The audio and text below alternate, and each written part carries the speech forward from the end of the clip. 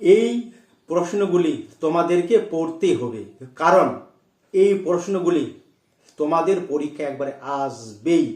যদি তোমরা শর্ট কোশ্চেনে 40-এ 40 পেতে চাও, তাহলে তোমাদেরকে অবশ্যই এই গুরুত্বপূর্ণ প্রশ্নগুলি কিন্তু পড়তেই হবে। একবার 100% তোমাদের টেস্ট পরীক্ষায় এবং ফাইনাল পরীক্ষায় আসবেই। তাই তোমরা ভিডিওটি স্কিপ না করে অবশ্যই প্রথম থেকে শেষ পর্যন্ত দেখবে। প্রতিটা কোশ্চেনে কিন্তু গুরুত্বপূর্ণ, তোমাদেরকে পড়তেই হবে। তাহলে প্রথম কোশ্চেনটি, প্রক্সি যুদ্ধ কৌশলটি ব্যবহৃত হয়েছিল। অপশন এ প্রথম বিশ্বযুদ্ধে, অপশন বি দ্বিতীয় বিশ্বযুদ্ধে, অপশন সি ঠান্ডা লড়াই, অপশন ডি ভারত পাক যুদ্ধে। তাহলে এখানে উত্তরটি হবে অপশন নাম্বার এ, প্রথম বিশ্বযুদ্ধে। জোট নিরপেক্ষতা আন্দোলনের একটি অপরিহার্য নীতি হল অপশন এ হস্তক্ষেপ, অপশন বি হস্তক্ষেপ না করা, অপশন সি আগ্রাসন, অপশন ডি সামাজিক বিভেদ সৃষ্টি। তাহলে এখানে উত্তরটি হবে অপশন নাম্বার বি, হস্তক্ষেপ না করা।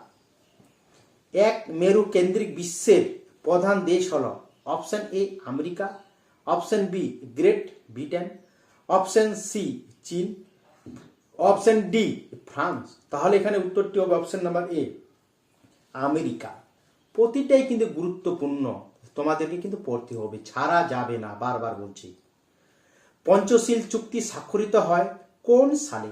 Option A 1968, option B 1972, option C 1954, option D 1990।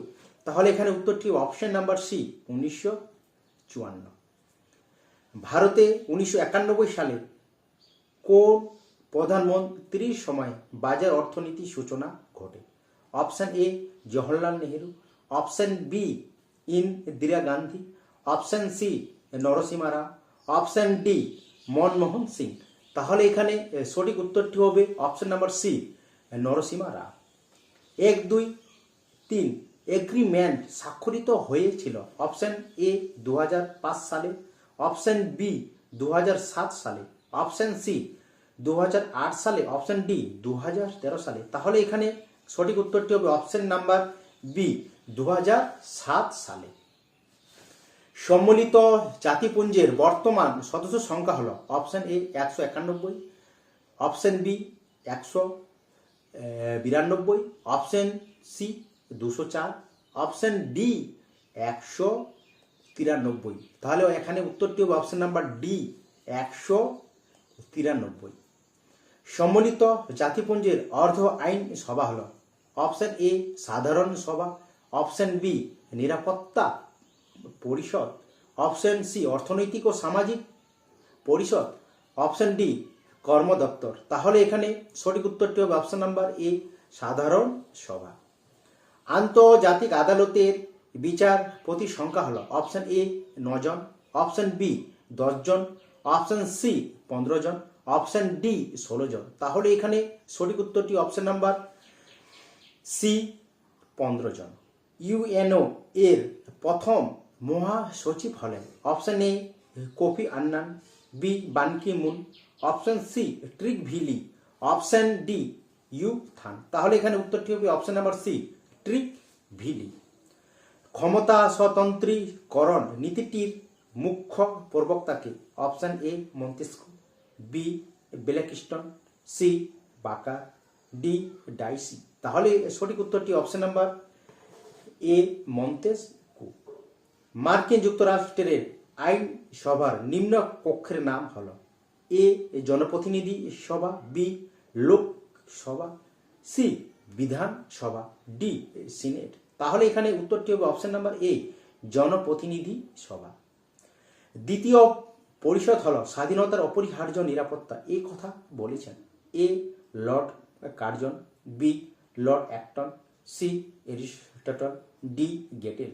তাহলে এখানে উত্তরটি option number B, Lord Acton. মার্কিন যুক্তরাষ্ট্রের আইন সভাকে বলা হয় A Congress, B Duma, C parliament, D সোরা। তাহলে এখানে উত্তরটি হবে option number A Congress.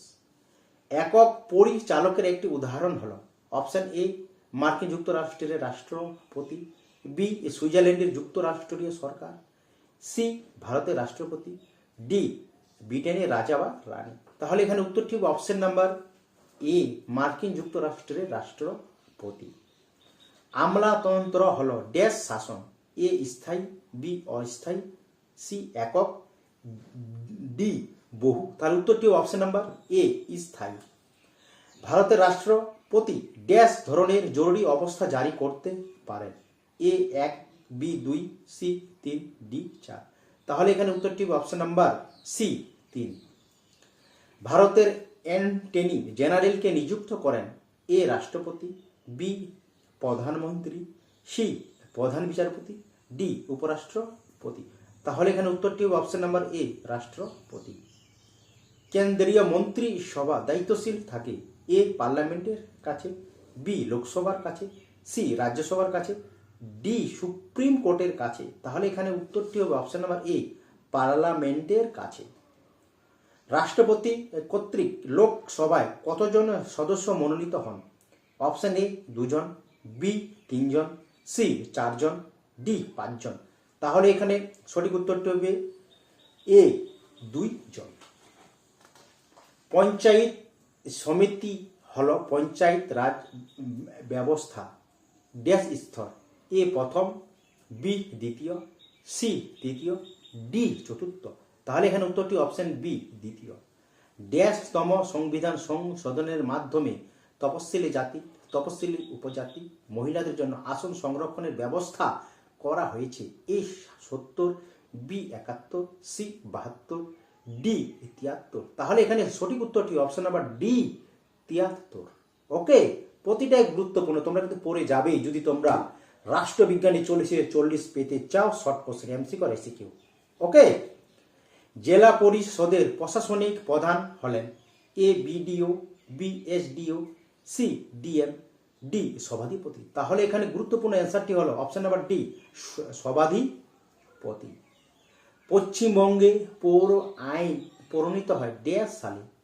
Number option A 1992, B 1993, C 1994, D 1995। তাহলে এখানে সঠিক উত্তরটি হবে অপশন নাম্বার বি 1993। এরপরে আমরা খুবই গুরুত্বপূর্ণ এসিকিউর কোশ্চেনের অ্যান্সারগুলি দেখে নেব, যেটা তোমাদেরকে কিন্তু পড়তেই হবে ফাইনাল পরীক্ষা এবং টেস্ট পরীক্ষার জন্য। তোমরা দেখবে এই কোশ্চেনগুলি তোমরা কমন পাবে একবারে 100% যদি তোমরা ভালো রেজাল্ট করতে চাও। তাহলে প্রথম কোশ্চেনটি, দেতাত ও ঠান্ডা লড়াইয়ের মধ্যে প্রধান পার্থক্য কি? তাহলে কিন্তু তোমরা অ্যান্সারটি এইভাবে লিখবে। দেতাত বলতে বোঝায় দুটি রাষ্ট্র শক্তির মধ্যে পারস্পরিক দ্বন্দ্বের পরিবর্তে পারস্পরিক সহযোগিতামূলক সম্পর্কের উন্নতি ঘটানোর প্রচেষ্টা। অন্যদিকে ঠান্ডা লড়াই হলো প্রত্যক্ষ যুদ্ধের পরিবর্তে যুদ্ধের উত্তেজনাপূর্ণ উদ্বেগজনক পরিস্থিতি, অন্যভাবে বলা যায় মতাদর্শগত যুদ্ধ। দ্বিমেরু কেন্দ্রিক রাজনীতি বলতে কি বোঝায়? তাহলে উত্তরটি তোমরা এইভাবে লিখবে। দ্বিতীয় বিশ্বযুদ্ধের পরবর্তী বিশ্ব রাজনীতি মার্কিন যুক্তরাষ্ট্র ও সোভিয়েত ইউনিয়নের নেতৃত্বে দুটি মেরুতে ভাগ হয়ে গিয়েছিল। এই অবস্থাকেই দ্বিমেরু কেন্দ্রিক বিশ্ব রাজনীতি বলে। জোট নিরপেক্ষ মতাদর্শ কোন ভারতীয় রাষ্ট্র নেতার মস্তিষ্ক প্রসূত? তাহলে উত্তরটি তোমরা লিখবে জওহরলাল নেহেরু। অথবা জোট নিরপেক্ষ আন্দোলনের প্রধান লক্ষ্য কি? তাহলে উত্তরটি তোমরা এইভাবে লিখবে, সাম্রাজ্যবাদ ও বন্য বিদেশবাদের বিরুদ্ধে ঐক্যবদ্ধ আন্দোলন ও পঞ্চশীল নীতি অনুসরণ। ভারতের বিদেশ নীতির প্রধান স্তম্ভ কি? তাহলে তোমরা উত্তরটি এইভাবে লিখবে, ভারতীয় বিদেশ নীতির প্রথম প্রধান বৈশিষ্ট্য হল জোট নিরপেক্ষতা। একটি পঞ্চশীল নীতি উল্লেখ করো। তাহলে উত্তরটি তোমরা এইভাবে লিখবে, একটি পঞ্চশীল নীতি হল অনাক্রমণ। অথবা পঞ্চশীল নীতি কে প্রথম ঘোষণা করেছিলেন? তাহলে তোমরা উত্তরটি এইভাবে লিখবে, পঞ্চশীল নীতি প্রথম ঘোষণা করেছিলেন জওহরলাল নেহেরু। সিটিবিটি কি? তাহলে তোমার উত্তরটি এইভাবে লিখবে, কম্প্রেহেনসিভ টেস্ট ব্যান ট্রেস্টি। পারমাণবিক অস্ত্র পরীক্ষা নিষিদ্ধকরণের জন্য স্বাক্ষরিত চুক্তি ব্রেকেটে 1996।